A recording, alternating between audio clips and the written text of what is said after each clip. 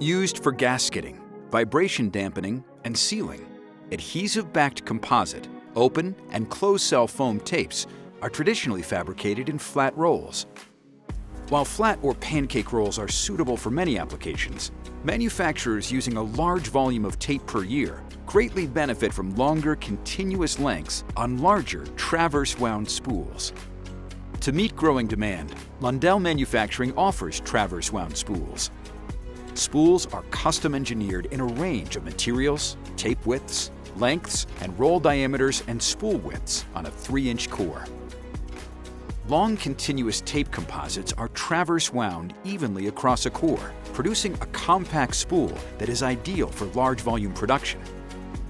Traverse-wound spools improve efficiency, maximizing production, streamlining the application process, and reducing waste.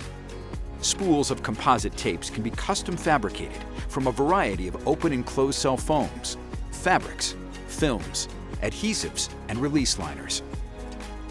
Construction can include an oversized release liner, creating a dry edge to prevent bleed back and sticking on VHP-type products. Extended material lengths and larger traverse-wound spools mean fewer setups and less downtime.